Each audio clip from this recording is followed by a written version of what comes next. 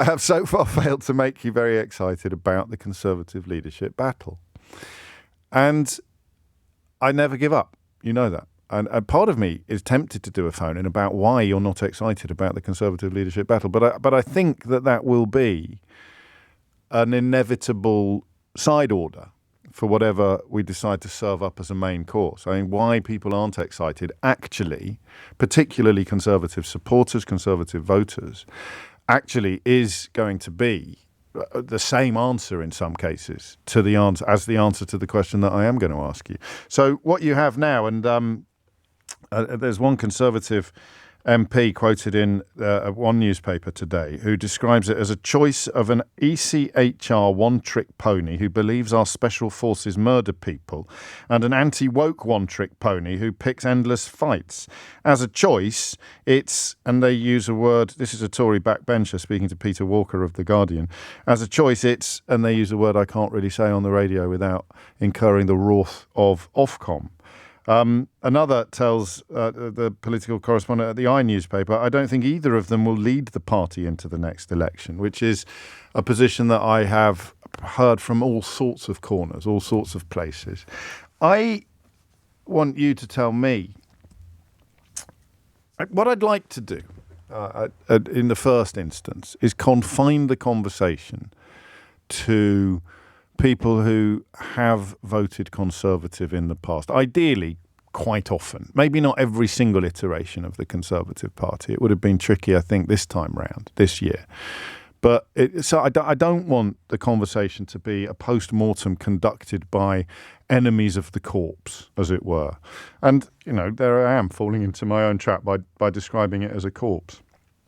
I often do these names. They come off quite trippingly, don't they? They come off the tongue quite trippingly when you think of the Dominic Greaves and the David Gawks and the Rory Stewarts and the Anna Soubrys, and then the sort of elder statesmen of that generation of Tories where you've got your Ken Clarks and your Nicholas Soameses, and you've got people who must be absolutely repulsed by both of the final contenders for the Conservative Party leadership. A party that put Theresa May in the box seat just 8 years ago now has a choice between, as that Conservative backbencher puts it, a one-trick pony banging on about Winston Churchill's, his desperation to abandon one of Winston Churchill's proudest legacies, the European Convention on Human Rights, and another one who is one of those people who's passionately anti-woke without ever really being able to tell you what it is that woke means. It is a ridiculous choice. But the problem is that I am obviously a fairly well-seasoned critic of the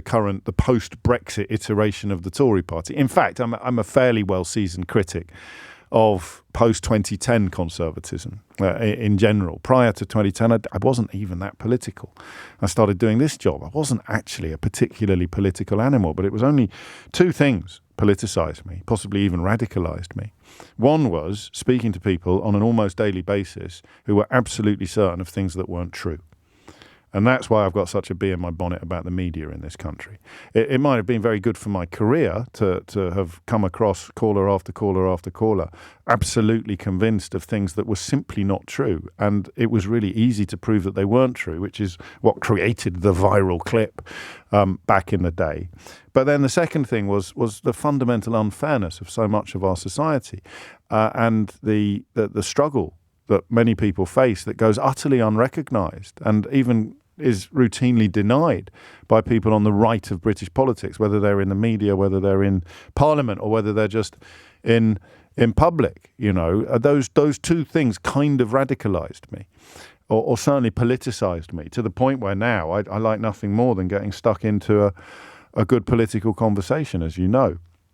But I don't know how interesting it is for me to talk about the choice between honest Bob Jenrick and Kemi Badenoch as like the choice between a rock and a hard place, because certainly since 2016 and most definitely since 2019, I think that the current iteration of the Conservative Party has been a matter of national shame. I mean, truly, truly disgraceful conduct by individuals and indeed by the entire institution. A disgusting shower of individual. Well, I said I'd stop, because how helpful is that to anybody?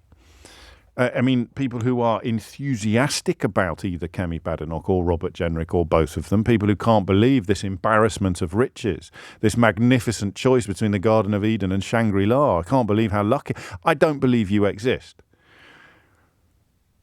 But if you do, I want you to ring me on 0345 6060973.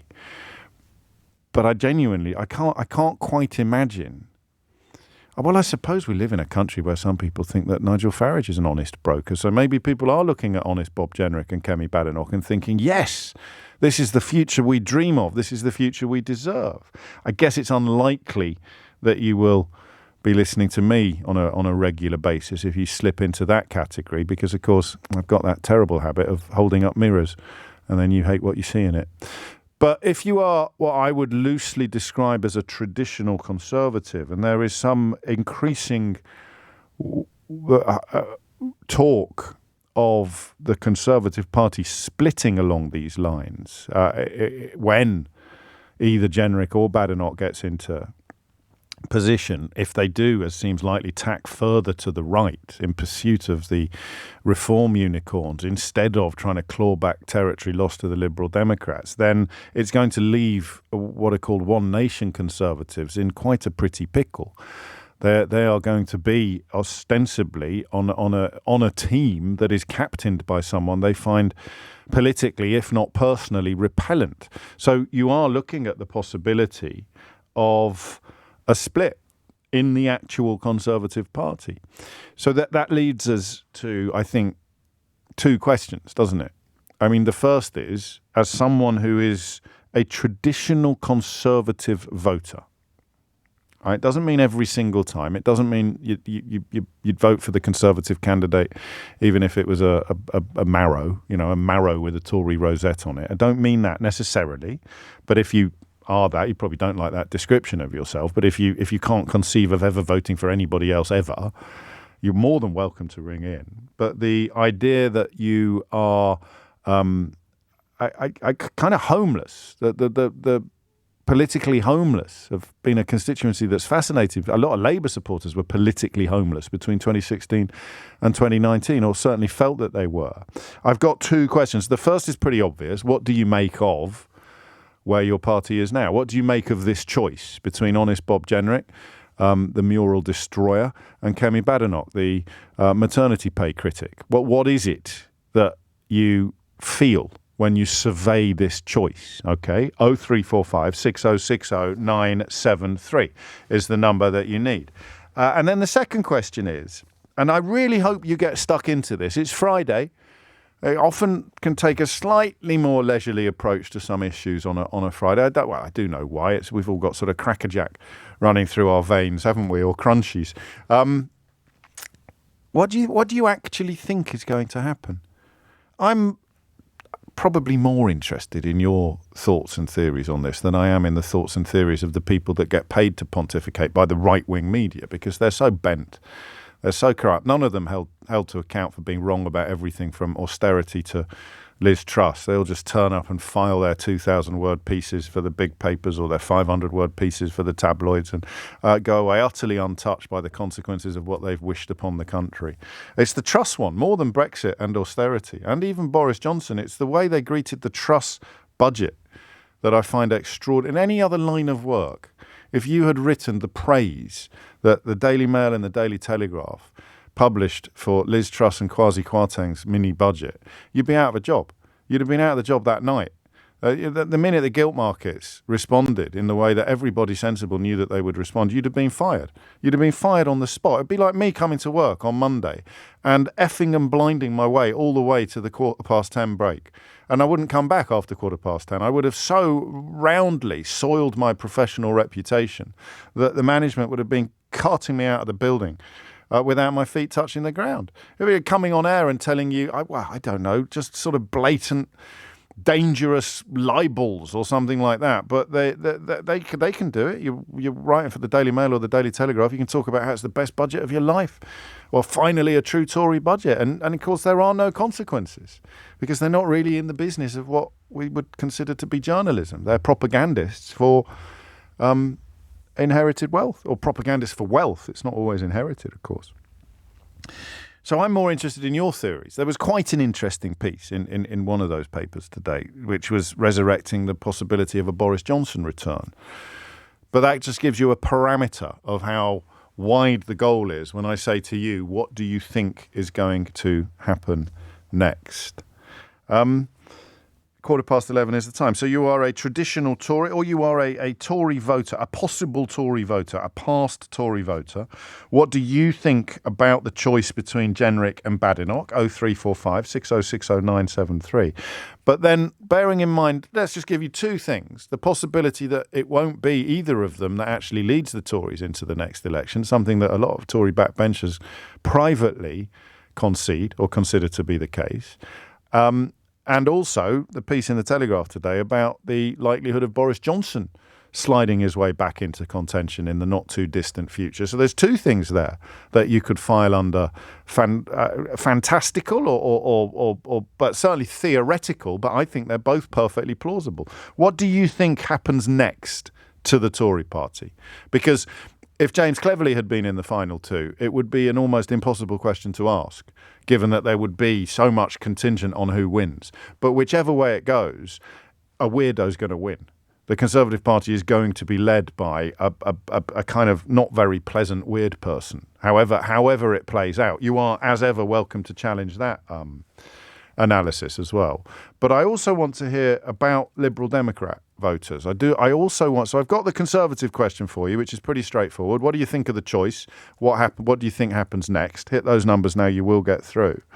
But people who voted Liberal Democrat in the last election, I kind of think you might be the kingmakers in a way.